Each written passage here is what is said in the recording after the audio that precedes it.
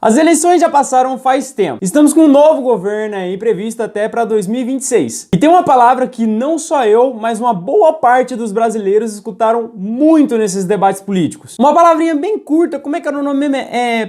Economia. Deixa eu te perguntar uma coisa. Todos aqueles conceitos de mercado, de moeda, poder monetário, todos aqueles números doidos que apresentaram pra gente nos debates, você entende mesmo o que significa? Você entende?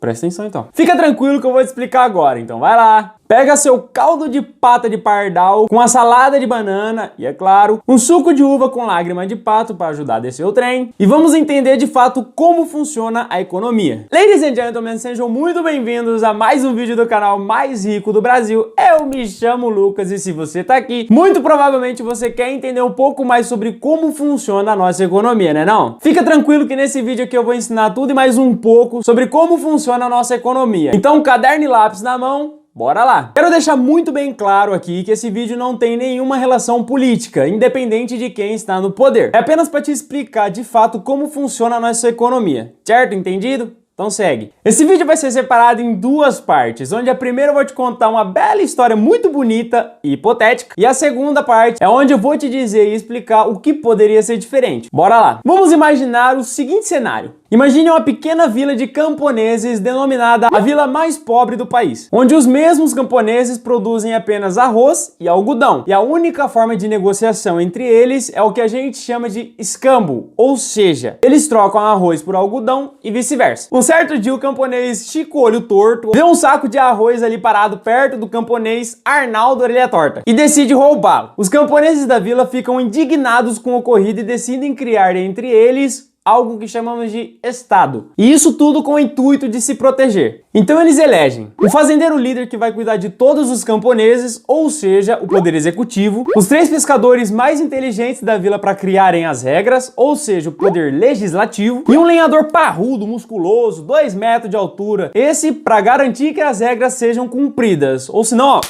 porrada, ou seja, o poder judiciário. Para essas pessoas que vão trabalhar em prol da vila mais pobre do país, seria muito justo dar uma recompensa para elas. Diante disso, todos os camponeses concordam em dar 20% de toda a sua produção. Isso te lembra alguma coisa? Eu tô falando do nosso querido e amado imposto. Ou seja, para cada 10 sacos de arroz, 2 devem ser entregues à vila. A vila estava acumulando muitos sacos de arroz e algodão, acabava que cobria muito espaço, isso quando não rasgava, aí fazia toda aquela melequeira só. Vendo isso, o fazendeiro líder decidiu criar uma moeda própria da vila. Foi aí que surgiu a moeda falsa. Sim, o nome da moeda é falsa. Nós temos o real e temos agora a falsa. Quando a falsa foi colocada de fato dentro da vila, os camponeses ficaram maravilhados com aquilo, porque a falsa não rasgava, não ocupava muito espaço, então era uma maravilha. Diante desse cenário, o fazendeiro líder decidiu que as falsas seriam cunhadas na mesma proporção que a produção dos camponeses. Ou seja, se a vila produzisse 10 sacos de arroz e 10 sacos de algodão, seriam produzidas 20 moedas de falsas. Hoje essa representação tem nome: PIB, Produto Interno Bruto. Um certo dia chega uma dupla de camponeses de outra vila, a vila mais rica, e esses 2 camponeses carregavam sacos de soja e de café para vender na vila mais pobre do país. Chegando na vila, esses 2 camponeses oferecem os sacos de soja e de café para o povo da vila mais pobre do país. Mas o povo dessa vila nota uma pequena diferença nos preços. Cada saco de soja e cada saco de café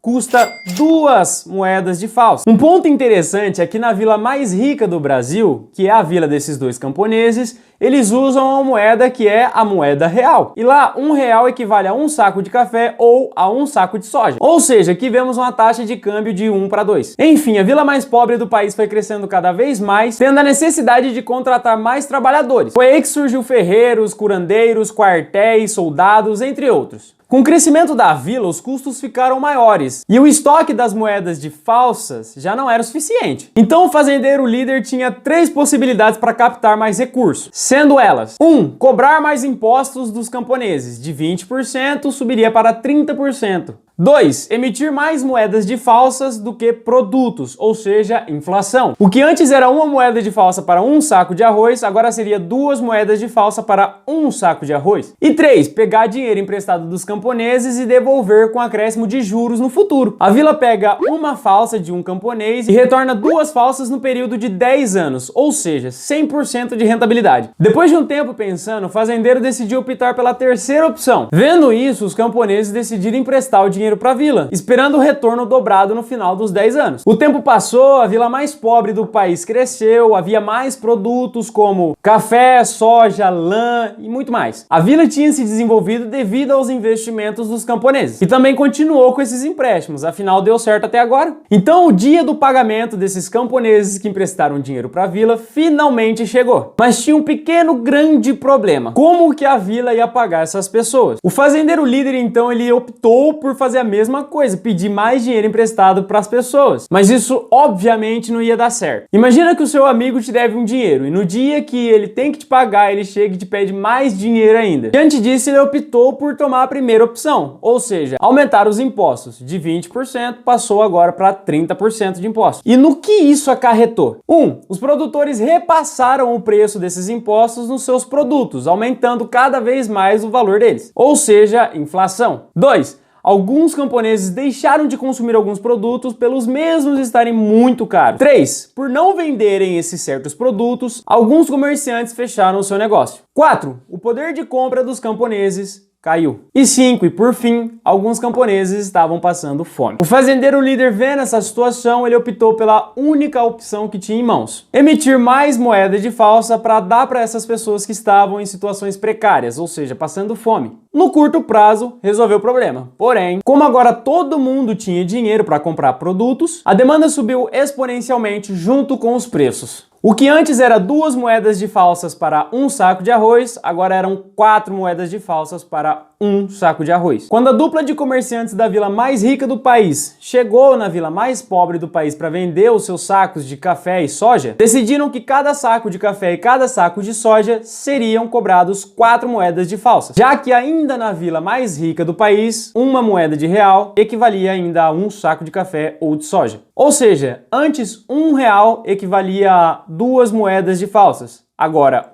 um mesmo real equivale a 4 moedas de falsas, causando assim a desvalorização da moeda de falsa frente ao real. O fazendeiro então tomou a melhor escolha da sua vida, só que não: congelar os preços. Então ele criou uma regra na vila que impedia que os comerciantes comercializassem os seus produtos acima do preço que ele estipulou. Ou seja, um saco de arroz custaria no máximo 2 moedas de falsa. 3 enxadas custariam no máximo 10 moedas de falsas. E um cavalo custaria no máximo 100 moedas de falsas. Com o passar do tempo, não fazia mais sentido os comercializantes venderem os seus produtos, visto que o valor deles não podia aumentar, mas o valor para produzi-los aumentava a cada dia que passava. Pessoas então pararam de vender e começaram a consumir. Não havia mais produtos no mercado. Quem vendia arroz, comia arroz. Mas quem vendia cavalos, passava fome. A vila então foi de arrasta pra cima, foi de Americanas. Entrou em colapso. Agora eu pergunto pra vocês, senhoras e senhores, o que a vila poderia ter feito de diferente? Deixa aqui nos comentários que eu vou ver se você acertou. Reduzido os impostos. Dessa maneira, a economia da vila continuaria aquecida. As empresas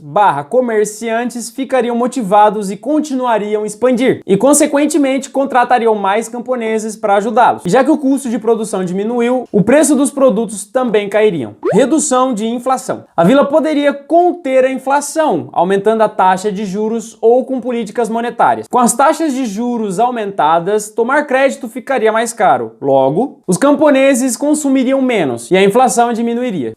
Uma bela história. Final triste, mas com certeza você aprendeu alguma coisa. Quero agradecer e dar os créditos à equipe do Primo e aos seus conteúdos que me auxiliaram muito na criação desse vídeo. E se você não conhece, eu vou estar deixando aqui na descrição do vídeo o link do canal dele, junto com as minhas redes sociais. Enfim, eu espero que tenha agregado valor e conhecimento na sua vida. Se agregou, deixa um gostei aqui embaixo para ajudar na divulgação do vídeo. E se você quer mais conteúdos como esse, se inscreve aqui no canal e ative o sininho para receber a notificação sempre que sair vídeo novo. Se você aprendeu alguma coisa comigo nesse vídeo, compartilha com seus amigos próximos aí para eles entenderem também como funciona a economia. Enfim, eu te vejo no próximo vídeo. Muito obrigado por tudo e até a próxima!